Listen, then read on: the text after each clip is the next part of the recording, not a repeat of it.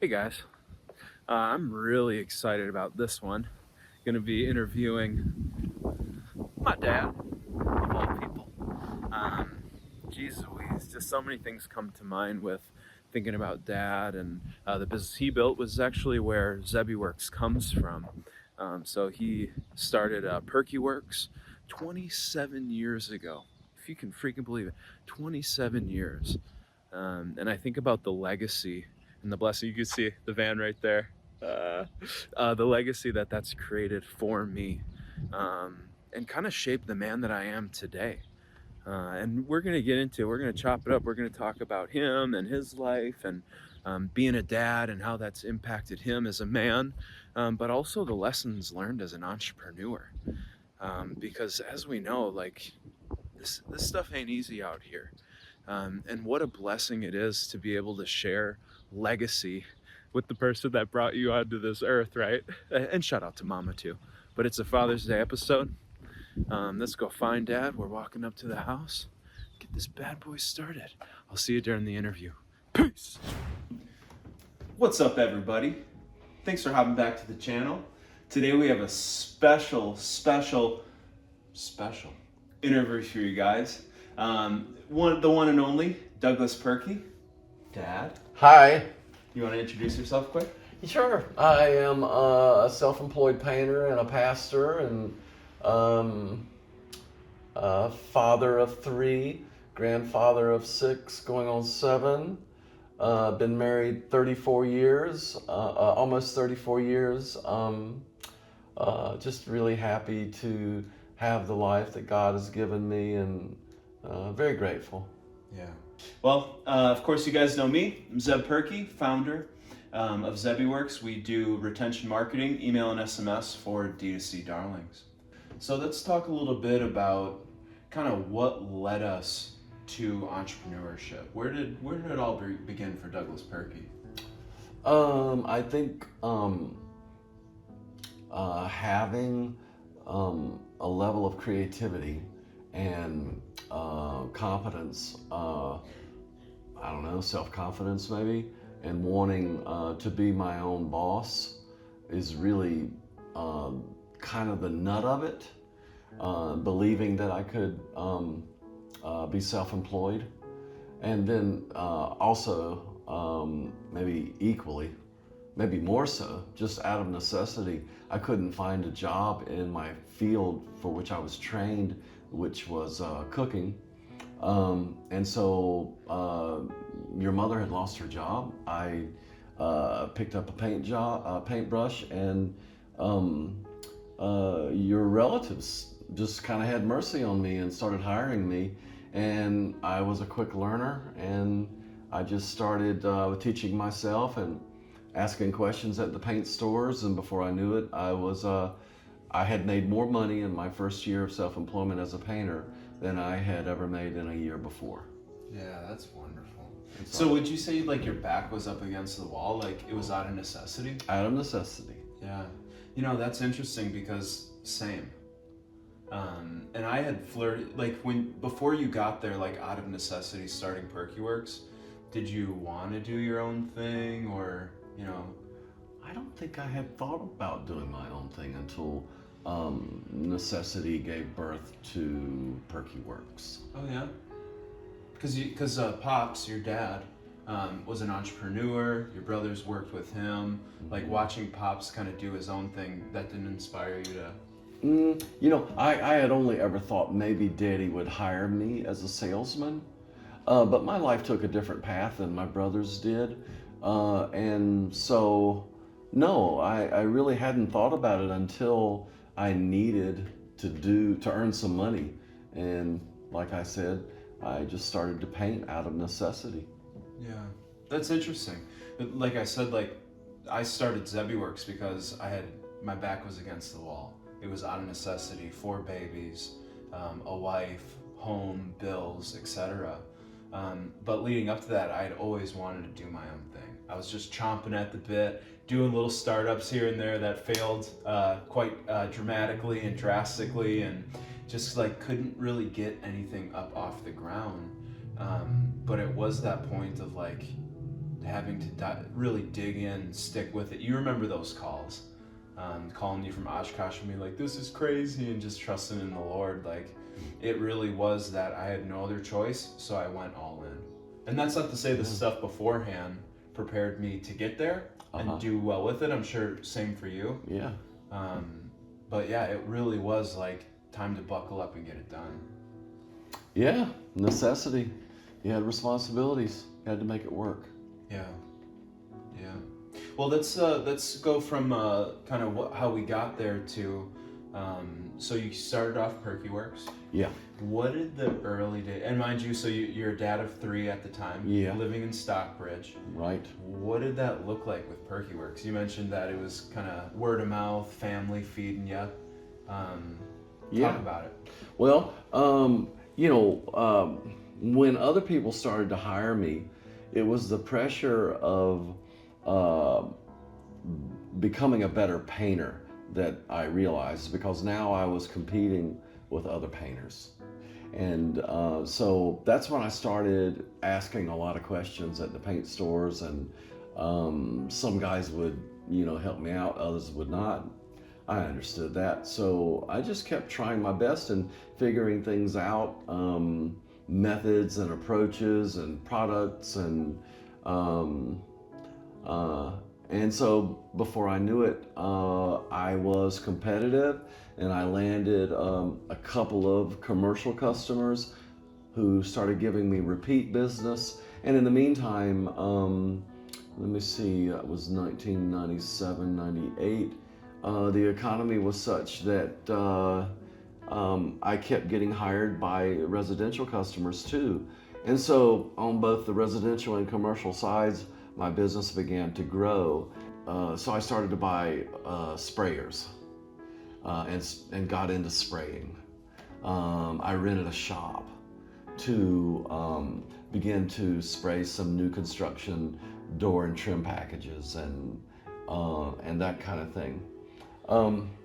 Then I started hiring people to meet the needs of my customers and to take care of the volume of business that I had. And I started to train people, which was a challenge because I had a family. I also had a reputation to build and protect, and so I insisted that guys did things my way. And when they didn't, it was especially hard on me. Not because I didn't have any patience, but just because I had the belief that if my standards were as high or higher than my customers, I would always satisfy them. Therefore, the guys that work with me were going to have to have the same standards. Yeah. Where do you think that came from? Because we would joke we're industry standard setters. Yeah. You know what I mean? ISS. But because I think a lot of businesses today, they're growth for growth's sake. They grow, quick, sales, marketing. But 9 out of 10 times you see quality suffer. You see quality suffer at the cost of growth. It seemed like you kind of did it backwards, where, hey, I know that if I'm building something of quality, we're holding ourselves to a higher standard, it will grow. Or was growth not even what was the mindset there? I think we sell ourselves, and if we are essentially the quality of the product that we're producing, and we are, people who have pride and self-respect and the desire to excel, then our product will reflect that, and that is desirable in the market. I think customers pick up on that.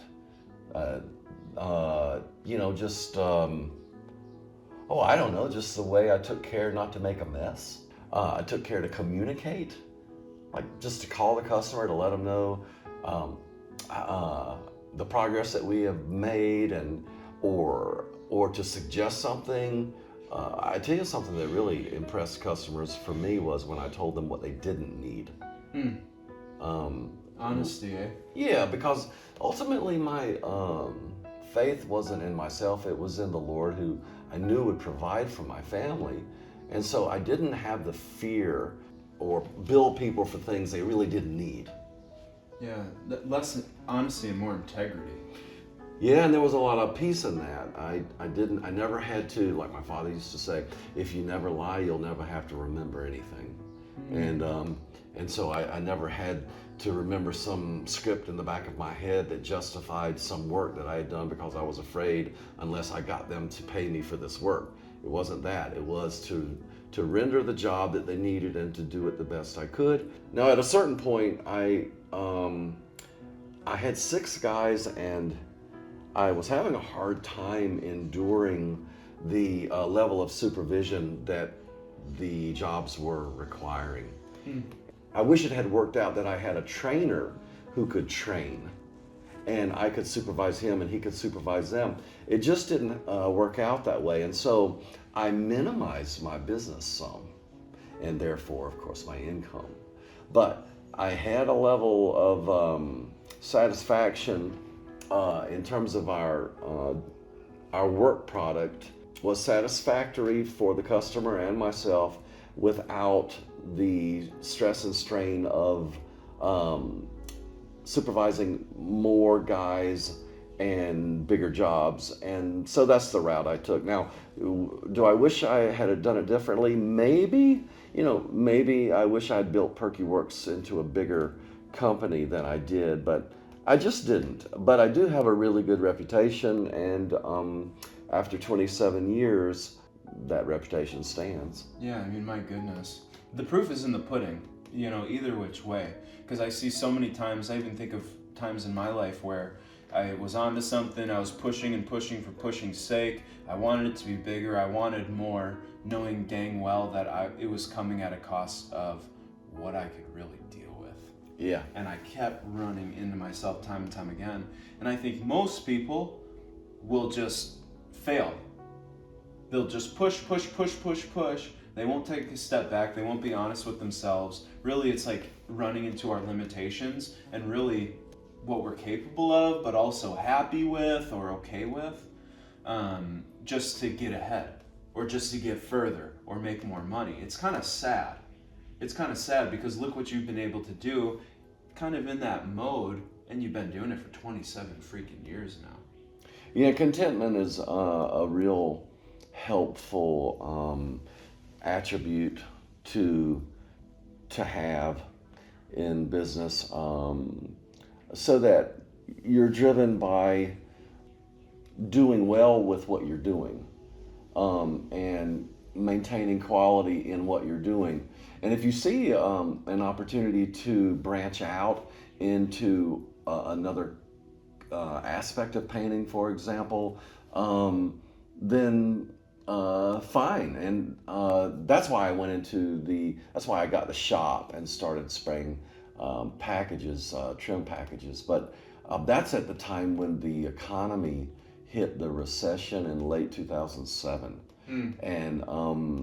And the housing market suffered, and so I let that go. But I had the success that gave me the confidence from having a good fundamental work ethic, that when I thought I would get into new construction painting, I was able to, and I had the same work ethic to do whatever was required in painting in the new construction market, and probably would have kept going and growing had that recession not occurred. But because I had started in repainting and had the skill level to do handwork, which is to brush and to roll and so forth, a lot of guys who had only ever sprayed lost their businesses, but I was able to persevere and prevail despite that recession that finally ended. Yeah, that's something. Because I think of Zebbie Works, we only do one thing. Really, we do two things, but really the thing that we do is email. Now, if email dropped off, that could be pretty bad. However, I look at team, and we spun up ZebbieWorks website in a week and a half. Because of the components that make up ZebbieWorks, we can be very dynamic in our product or service, which is exciting for me. Like Slack, which is a communication tool that's really popular today, started out as a gaming company.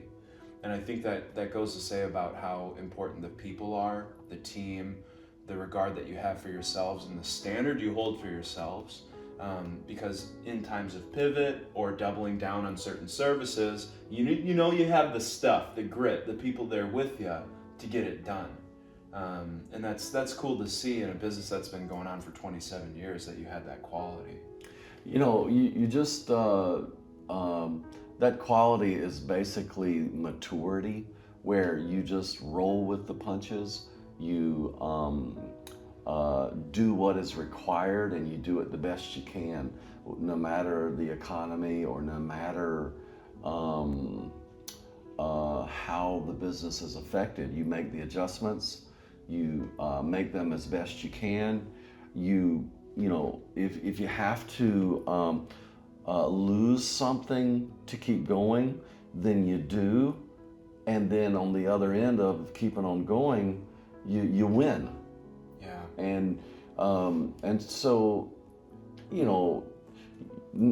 failure was not nearly as challenging as success for me in that regard. And I think that's true of a lot of people, that really it's succeeding that is the scariest, because of what that represents, the challenges of growth, the challenges of development, and so forth and so on. I wasn't comfortable with failing by any means, but I think it is success that presents the greater challenge in business.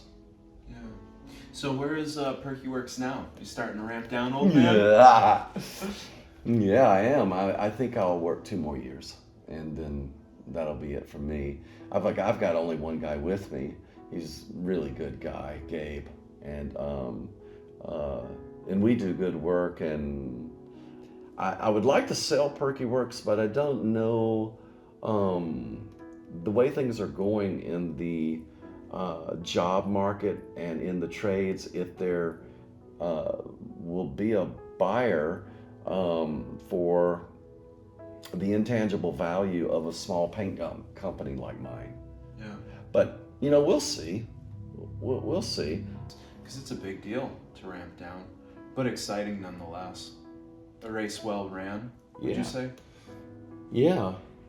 It's really, for me, it boiled down always to family and,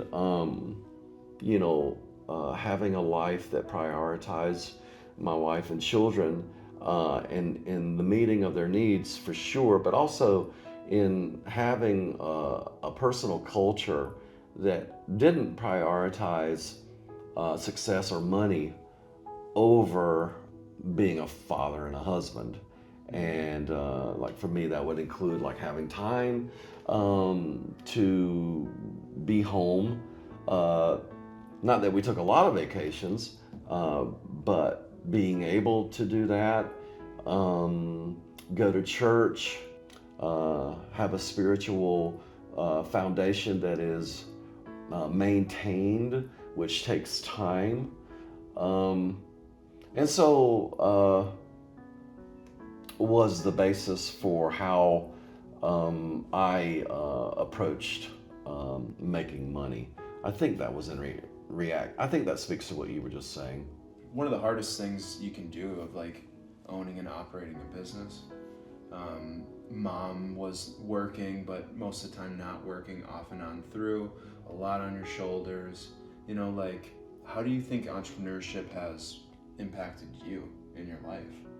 Well, for me, the independence of being a sole proprietor was vastly more dependent than the title suggests, because I depended on the Lord to keep me faithful to Him in terms of the ethics and the morality by which I did business, but also to provide the work, but also the confidence that He would provide for my family, and that I could trust him to do so, and that it was right to be dependent on him and do things his way. And so I did. Yeah. Not perfectly, but I did. What about the impact on the kids? Us kids? Oh, well, of course, a good example. It was a good example for you kids. We were hard workers. Dang right. Worked long hours, and plus you had to put up with me because I was really demanding. And I remember you at 12 years old helping me paint apartments, tape the floor molding. Y'all learned at an early age what hard work was and what a man had to do to make a living as a self-employed man or as an entrepreneur. And I think that was a great benefit to you for whatever you chose to do as an adult. Yeah, what a blessing. Truly. Not only like for us kids to have to work hard, but also to see dad work hard too. Like I think of a lot of, especially the nights where you had to sync your calendar around off hours. Yeah. And so you'd go in at like 4 or 5 o'clock and then come back home way late. Seeing you struggle through the ups and downs of like, the hardships of life, but waking up and getting there. It was like, yeah, it is one of the biggest pieces of why I am where I am now. And not just that too, that you stuck it out and built the business that you did. The ability to kind of love on me in my journey too. In the process of building Zebbie Works, and the empathy and the understanding and the wisdom that you impart to me on a regular basis. It's like, even though like what I do might seem crazy sometimes, like I don't know what you're talking about, just do good, be wise, be honest, have integrity. I need those reminders. Well, I learned from my father the work ethic that I have obviously passed on to you, because I remember seeing him in his office, and I remember him being on the road so much as a manufacturer's representative in sales of several companies. The sacrifices that he made, the hours of work that he put in, but also the benefit of income and flexibility that came along with that. And I remember seeing him enjoy how he had developed himself in the business that he had and in the work that he did. And I realized that too. I developed myself, and I began to enjoy the creativity and the expertise of doing my work. And I think you probably experienced that when it came to working with me and meeting standards. There's a lot of satisfaction for a man to do his best and know that his work is good. Is there any like little wisdom tips that you have for our audience? Imagine guys or gals that are just starting out, people who are years into their business, or kind of the stage where you're at of edging towards retirement. Any little nuggets for us? Be honest. Work hard. When you're making bids, for example, be the first one to get the bid in. Pay your people as much as you can. Pay them. I used to tell them, look, if you'll make me money, I'll make you money. Because let's be honest, we all make each other money. Yeah. Just because I'm the boss and I'm making more money, because I'm only going to reward them to the extent that they can reward me. Yeah. That's just the way it is. And further, I tell them, and I live this way, I will pay you much, much more if you will make me much, much more. I wasn't so concerned about my income that I deprived others of their income. I learned that very early on that you can't make money by yourself. Yeah. On that note, guys, thanks for taking the time to watch this video. I hope you really enjoyed it. If you have any questions for Dad and myself, where can they find you? Well, I'm at perkyworks@gmail.com. That's spelled P as in Paul, IRKEY works@gmail.com. We'll put it up on the screen here. And then you can find me on all socials at zebbieworks. Thanks, Dad. Welcome. Bye, guys. Have a wonderful Father's Day. We'll catch you on the next one. Peace.